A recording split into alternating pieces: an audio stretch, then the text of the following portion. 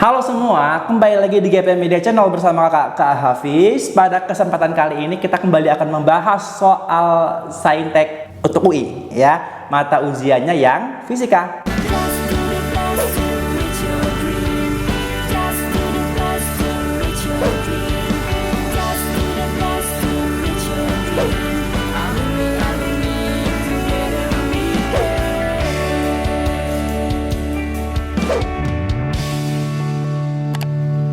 Mau belajar ujian mandiri buat PTN tujuan kamu? Ikut kelas online di GP Media aja. Ada kelas IPB, UI, UNJ, Unpad, dan lain-lain. Harganya mulai dari 175.000, kalian udah dapet e-book, dan gratis pakai tryout juga loh. Yuk daftar sekarang. GP Media lagi buka tryout online buat kamu yang mau masuk PTN ternama dan sekolah kedinasan seperti IPB, STAN, UI, ITB, UGM, Unpad, UNJ, dan masih banyak lagi. GP Media juga punya paket tryout SNMPTN Barat dan UMPTKIN juga loh. Harganya mulai dari 25.000 aja, kalian udah dapat video pembahasan teks, dan prediksi kelolosan. Yuk daftar sekarang. Ya, tanpa berlama-lama lagi langsung saja kita masuk ke soal yang pertama. Yang kemarin di video sebelumnya, kalau kalian ingat, ini dijadikan sebagai latihan. Berarti seharusnya kalian sudah memiliki jawaban terbaiknya. Nah, sekarang waktunya kakak bahas ya. Kita bahas bareng-bareng. Yuk, ini kamu dengan melihat grafik ini langsung keinget apa sih? Langsung keinget pergeseran wind ya, pergeseran wind yang dia ada ada puncak, ada peak gitu ya, ada puncak-puncak suhu 4000 Kelvin, 3000 Kelvin, kan dia kan adalah grafik kurva pergeseran wind ya. Nah, di sini kita baca dulu soalnya ya. Gambar di atas adalah grafik intensitas versus panjang gelombang lambda radiasi elektromagnetik dari benda yang memiliki emisivitas 0,5. Diasumsikan semua foton yang diradiasikan memiliki lambda maksimal. Nah, ini penting banget kamu garis bawahi loh ya. Ini jangan sampai lupa ini nanti. Nih ya. Dan diketahui ya, di sini ada banyak data ya, dan untungnya semua yang kamu perlukan itu kamu tidak perlu hafal ya, karena di sini diberikan konstanta Boltzmann ya. Sigma kecil, diberikan juga B ini adalah konstanta pergeseran wind, H ini adalah konstanta Planck. Nah, paling yang perlu kamu hafal tinggal beberapa lagi nanti ya. Jumlah foton yang diradiasikan benda tersebut tiap detik per meter persegi apabila temperaturnya 4000 Kelvin ya. Nah, kita langsung saja memasukkan apa yang kita kenal sebagai daya ya, yang diemisikan oleh suatu permukaan ya, permukaan hitam kita sebutnya gitu ya. Apa daya yang diemisikan oleh suatu permukaan? Rumusnya, nah jangan lupa E, emisivitas dari benda ya, benda hitam itu ya, kemudian dikalikan dengan sigma. Sigma ini adalah konstanta Boltzmann ya, jangan lupa. Kemudian dikalikan dengan luas permukaannya, dikalikan dengan T pangkat 4 ya, temperatur pangkat 4. Nah, di sini mungkin belum kelihatan ya, karena pertanyaan tadi adalah jumlah foton. Nah, dari manakah taunya daya ini nanti bisa ke jumlah foton? Tenang aja ya, kita jembrengin dulu ya formulasinya. Jangan lupa daya itu adalah energi per satuan waktu. Berarti E per T sama dengan E sigma A T pangkat 4. Nah, kemudian di sini ya, udah dapat ini Kak, apalagi Kak, kok belum muncul Kak, jumlah fotonya belum ada gitu kan energi. Nah, sabar dulu ya. Energi itu jangan lupa apa rumus energi kalau di fisika modern ya, kalau di sesuatu benda yang dia bergerak sangat cepat, apa rumus energi? Iya, jangan lupa energi itu adalah konstanta Planck dikalikan dengan frekuensi ya. Kalau di sini foton berarti frekuensi foton. Karena fotonnya ada banyak, maka kita kalikan dengan n, di mana n ini adalah jumlah foton. Nah, udah kelihatan kan di mana jumlah fotonnya? NHF ini, di mana n ini adalah jumlah foton ya. Per T sama dengan E sigma A T pangkat 4. Oke, udah begini gimana lagi Kak? Nah, jangan lupa F ini ya, frekuensi itu adalah C per lambda. Nah, kita jembrengin lagi. N dikalikan dengan H dikalikan dengan C per lambda. Nah, jangan lupa kamu harus aware dengan semua informasi yang ada atau yang terdapat di soal itu ya. Dibilang di sini bahwasanya diasumsikan semua foton yang diradiasikan memiliki lambda maksimal. Maka di sini kita masukin NHC per lambda maksimal. Jadi F tadi ya, jangan lupa F itu adalah C per lambda ya. Tapi C per lambdanya karena semua foton diasumsikan berada pada lambda maksimal atau memiliki lambda maksimal, maka C per lambdanya maksimal ya. Jadi NHC per lambda maksimal, jangan lupa masih ada T di sini ya, sama dengan E ya sigma A T pangkat 4. Oke? Nah, udah sampai sini, pertanyaannya kita perhatikan lagi di sini. Jumlah foton yang diradiasikan benda tersebut tiap detik per meter persegi. Tapi di sini belum muncul nih lambda maksimal kan? Di sini kan tidak ada datanya kan? Jangan lupa ya. Karena ini adalah grafik pergeseran Wien ya, kamu harus ingat bahwasanya lambda maksimal ya itu sama dengan konstanta Wien per suhu. Nah, dari sini kita langsung tahu, oh berarti lambda maksimalnya kita gantikan dengan konstanta Wien per suhu. Nah, di sini kita masukin NHC, ini H ya, agak panjang tungkainya ya. Lambda maksimal ini kan B per T, berarti kalau kakak bikin di sini B per T ya, maka di sini berarti, nah tulisannya deh biar paham deh. Nah, ini ya B per T, tulisin dulu aja. E sigma A T pangkat 4. Nah, sambung di sini nih. Oke. Nah, kemudian di sini kita pindahkan karena ini B per T, otomatis berarti jadi begini dong. NHC T per BT. Ya enggak? B per T kamu jadikan balik ya, jadi di atas T per B ya, T-nya di atas, B-nya di bawah. Oke, gitu ya. Sama dengan E sigma A T pangkat 4. Nah, di sini boleh kamu coret T1 dengan T pangkat 4 sehingga di sini T-nya tinggal pangkat 3 ya.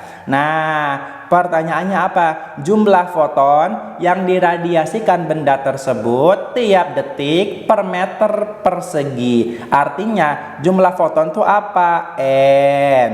Jumlah foton per detik berarti N per T.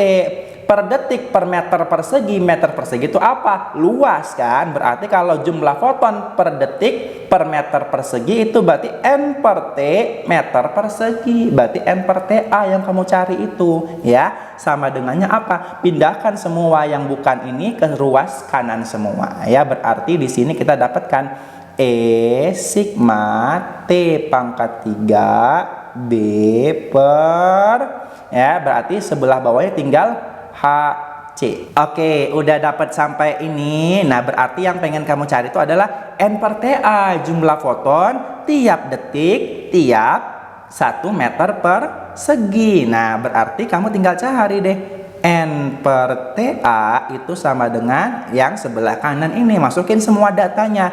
Emisivitas diketahui 0,5. Nah, tuliskan. Dikalikan dengan konstanta Boltzmann berapa itu? 5,67. Nah, panjang ini ya.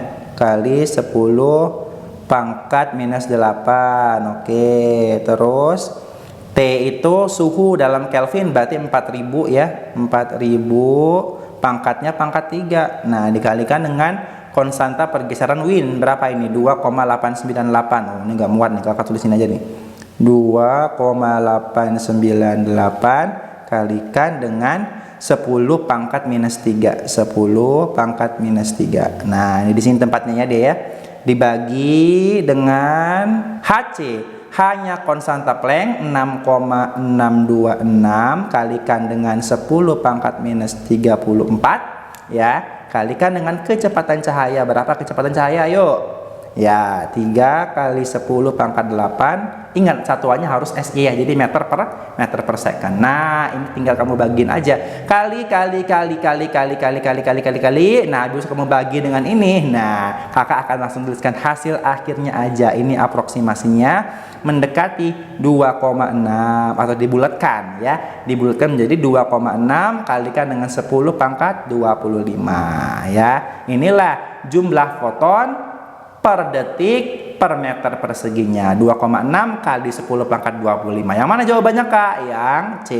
Nah, ini bukan 1025 tapi 10 pangkat 25. Oke? Oke, langsung masuk ke soal berikutnya aja ya, jangan lama-lama. Sebuah osilator harmonik sederhana terdiri dari 0,5 balok 0,5 kg yang diikatkan pada ujung suatu pegas di lantai sehingga balok tidak mengalami gesekan ketika bergerak. Oke, berarti pergerakannya itu dia tidak bergesekan ya, alias dia bergerak atau berosilasi. Kalau dia tidak mengalami gesekan, maka dia bergeraknya secara apa kita sebutnya? Secara harmonik sederhana ya. Saat T sama dengan 0, simpangan balok sama dengan 0. Oke, lalu bergerak ke arah sumbu X positif. Grafik fungsi gaya pada balok terhadap posisi tiap waktu itu ditunjukkan pada gambar dengan Fs sama dengan 75. Fs ini adalah gaya maksimal, gaya ketika simpangan maksimal, gaya ketika simpangannya maksimal. Ya, ini juga ketika simpangan maksimal ternyata gayanya pun juga maksimal ya. Ketika simpangan minimal, gayanya pun juga minimal. Ketika simpangannya 2/3 simpangan maksimumnya, energi kinetik balok adalah berapa? Nah, jangan lupa ya, apa formulasi energi kinetik balok ya. Kalau ditanya energi kinetik saat simpangannya berapa kali atau saat simpangannya berapa gitu ya, kita bisa menggunakan ini setengah ya, K ini kita masukin A kuadrat minus X kuadrat, di mana A ini adalah amplitudo, K ini adalah konstanta pegas, dan X ini adalah simpangannya. Nah, di sini yang belum kita tahu adalah K ya, alias konstanta pegas. Kita cari tahu dulu berapakah K-nya ya. Gimana cara nyarinya, Kak? Mudah aja ya, mudah-mudahan. Oh enggak, ya ini mudah beneran ya. Nah, ini K sama dengan K itu berarti kan kamu inget ya, dari sini dulu deh. Kakak mulai dari hukum Hooke dulu ya. Apa hukum Hooke? F itu sama dengan ya minus Kx. Oke, kenapa minus K? Ya karena gaya itu selalu melawan arah penyimpangan ya, gaya pulih namanya ya, gaya pulih. Ini gaya pulih ya, selalu melawan arah penyimpangan ya. Berarti kalau di sini kita perhatikan aja, kita ambil satu titik yang gaya dan simpangannya diketahui karena ini dikasih grafik enak ya. Ini kan ada grafiknya nih, lihat di sini nih. Ketika simpangannya plus 0,3, gayanya minus.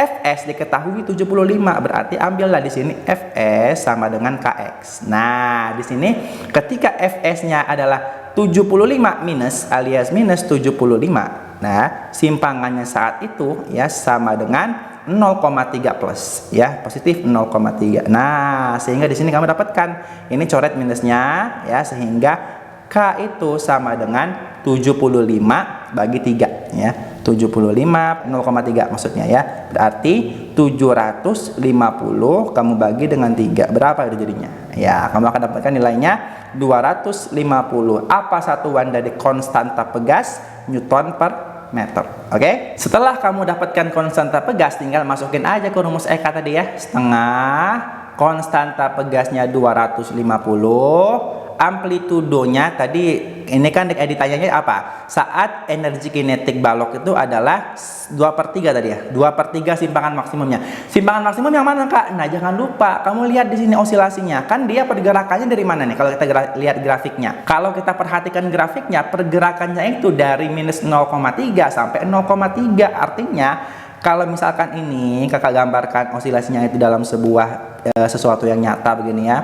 Ini baloknya anggap di sini. Nah, ini simpangan titik nolnya, X sama dengan 0. Nah, berarti balok tuh bergeraknya dari mana ke mana? Dari di sini minus 0,3 sampai di sebelah kanan plus 0,3. Artinya simpangan maksimumnya itu tidak lain tidak bukan adalah 0,3. Berarti di sini masukin amplitudonya 0,3 kuadrat dikurangi X-nya itu adalah, pertanyaannya 2/3 simpangan maksimum, berarti X-nya itu sama dengan 2/3 dari amplitudo. Amplitudonya tadi 0,3, berarti 2/3 dari 0,3. Nah, ini berapa? 0,3 bagi 3, 0,1. 0,1 kali 2, 0,2. Berarti 0,3 kuadrat dikurangi dengan 0,2 kuadrat. Ya, kamu tinggal cari aja ini. Setengah bagi dengan 2,5 berapa? 250 bagi 2, 125. 0,3 kuadrat ya 0,09. Kurangi 0,2 kuadrat 0,04 ya. 0,09 kurang 0,04 berapa itu? Kamu dapatkan hasilnya 0,05. Nah, berapa itu 125 kali 5? 125 kali 5 adalah 625. Karena ada dua angka belakang koma, maka 6,25. Satuannya apa? Joule. Jawabannya apa? Yang B. Nah, mudah kan? Oke, soal berikutnya. Nah, soal ini kakak rasa kalau kamu tidak mengetahui, tidak aware dengan informasi di soal, ini bahaya ya. Nah, di soal dikasih tahu ini, suatu satelit komunikasi berada tepat di atas kota Pontianak dan merupakan satelit geostasioner. Nah, mungkin kamu yang nggak pernah mendengar istilah geostasioner akan menyangka itu bukan sesuatu yang penting, bukan informasi yang penting. Tapi kalau kamu tidak mengetahui apa itu satelit geostasioner, maka soal ini kakak rasa tidak bisa dijawab ya, karena akan ada data yang kurang kalau kamu tidak mengetahui definisi dari geostasioner. Nah, makanya kakak kasih tahu sekarang buat kamu ya, apa itu satelit geostasioner ya. Jadi satelit geostasioner itu umpama ini kamu punya bumi ya. Bumi kan dia berputar pada porosnya ya. Yang namanya satelit geostasioner itu ya, dia periode perputarannya mengelilingi bumi itu mengikuti kecepatan dan arah. Jadi persis sama dengan periode rotasi bumi. Nah, sekali lagi kakak kasih tahu ya. Yang namanya geostasioner itu adalah satelit yang dia memiliki waktu ya, waktu untuk mengitari buminya sama dengan waktu bumi berotasi, alias waktu bumi berputar pada porosnya. Sehingga apa? Sehingga kamu akan melihat, atau orang observer di bumi ya, itu akan melihat satelit tersebut tidak bergerak relatif terhadap bumi. Karena apa? Karena pergerakannya mengikuti perputaran bumi. Jadi kalau kamu lihat itu satelit ya, dia tidak akan terlihat bergerak mengelilingi bumi karena pergerakannya diatur sedemikian rupa mengikuti rotasi bumi. Jadi periode revolusi dari satelit geostasioner itu sama dengan periode rotasi bumi, yakni 24 jam. Ya, sehari semalam. Nah, itu penting informasinya. Karena apa? Karena kalau tidak tahu itu kita nggak bakal bisa jawab soal ini ya. Kayaknya segitu ya, kakak rasa begitu ya. Kalau kita tahu informasi itu, kita tahu oh berarti kita bisa menggunakan pendekatan dari yang namanya pergerakan sentripetal ya, pergerakan melingkar. Karena kan satelit itu kan dia bergerak melingkar ya.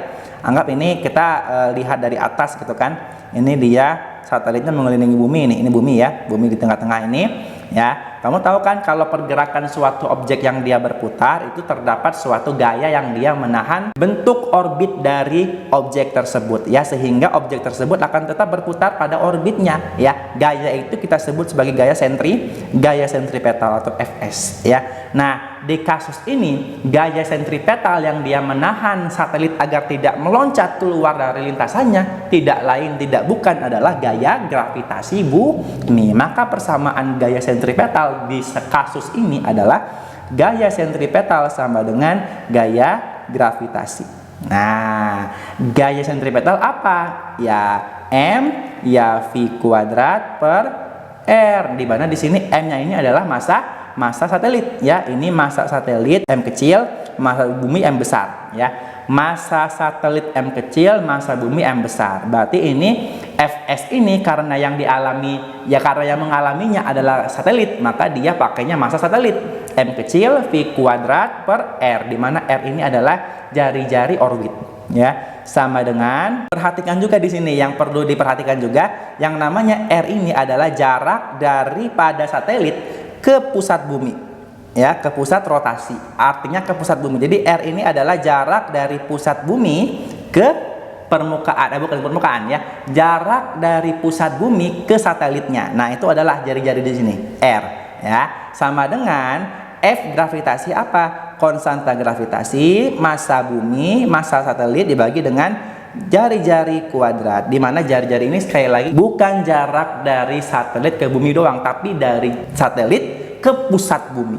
ya, dari satelit ke pusat gravitasi bumi ya, ke bagian pusatnya. Nah, itu ya. Nah, ini kalau kita lihat ya, ini ada R sebelah kiri bisa coret dengan R sebelah kanan kan, sehingga R sebelah kanan tinggal R doang, R sebelah kiri jadi satu ya, R sebelah kiri jadi satu. Berarti di sini kita bisa lihat apa ini? Kita bisa lihat V, karena yang ditanya ini apa sih? Satelit ini mengorbit pada ketinggian dari persamaan ini kita tahu bahwasanya M-nya habis hilang ya, tinggal V kuadrat sama dengan GM per R. Nah, V itu kan kalau kita tinjau V yang dialami oleh satelit ya, berapa kecepatan linier yang dialami oleh satelit ya, berarti di situ kita bisa lihat dari sini V itu kan jangan lupa ada kesetaraan antara gerak linier dengan gerak rotasi ya. Apa kesetaraannya? Bahwasanya V itu adalah omega kali R, di mana omega itu adalah kecepatan sudut. Berarti di sini kita tahu, oh berarti V kuadrat itu adalah omega kuadrat kalikan dengan R kuadrat sama dengan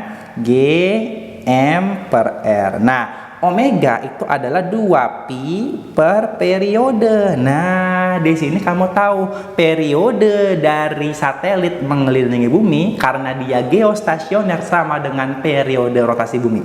Ya, berarti T ini adalah 24 jam ya. Nah, di sini kita lihat R kuadrat sama dengan G M per R. Nah, di sini masukin deh 2pi per periodenya 24 jam. Kamu ubah dulu 24 jam, jangan lupa karena SI-nya itu adalah detik. 24 jamnya itu harus kamu ubah ke detik juga ya. Nah, di sini kita pakai periodenya itu berarti karena tadi kita udah belajar ya, kalau dia geostasioner maka periode revolusi dari satelit itu sama dengan periode rotasi bumi, yakni 24 jam. Kamu ubah dulu. T yang sama dengan 24 jam itu ubah dulu ke detik ya. 1 jam karena ada 24, 1 jam itu kan sama dengan 60 menit ya. 1 menit sama dengan 60 detik. Maka berapa ini? 24 kali 60 kali 60 akan kamu dapatkan hasilnya itu adalah 86.400 second ya. Kemudian kamu masukin ke sini 86.400 si periodenya ya. Terus ini kan jangan lupa dikuadratin ya. Jadi ini kan 2pi per T kuadrat ya. Berarti ini kuadrat. Terus kalikan dengan R pangkat 3. Kakak pindah langsung nih. R-nya pangkat 3 langsung ya. R yang bawah pindah ke atas. R pangkat 3 sama dengan G kalikan dengan massa bumi. Nah, di sini kamu tinggal hitung saja berapakah R-nya. Nah, R-nya itu berarti adalah GM kalikan dengan 86.400 kuadrat ya, bagi dengan 2pi kuadrat. G itu masukin nilainya 6,67 ya kali 10 pangkat minus 11. Kebetulan di soal diketahui. Nah, ya, tinggal kamu kalikan dengan massa bumi yang juga diketahui di soal ya. 5,98 kali 10 pangkat 24. Oke, kalikan lagi dengan apa ini? 86.400 kuadrat. Kakak tulis di atas saja deh. 86.400 kuadrat. Nah, ini di sini ya. Dibagi dengan ya, kita bagi dengan apa lagi? Bagi dengan 2pi kuadrat. Nah, 2pi dikuadratkan. Karena ini R pangkat 3, berarti kalau kamu mau cari R-nya tinggal kamu akarkan ini semua, akarkan pangkat 3. Nah, ya, akan kamu dapatkan kira-kira hasilnya itu adalah 42250,400 meter ya. Apa ini? 42.250.400 meter. Oke, dari pusat bumi ke satelitnya. Jangan lupa R itu tadi dari pusat bumi ke satelit. Nah, untuk mendapatkan, karena pertanyaannya itu adalah satelit ini mengorbit pada ketinggian berapa, yang namanya definisi ketinggian itu diukur dari permukaan bumi ya. Maka untuk menghitung berapakah ketinggiannya tinggal kamu kurangi aja ya. Berarti kalau ketinggian tuh mengukurnya dari permukaan bumi, dari sini ke sini, itu ketinggian namanya H.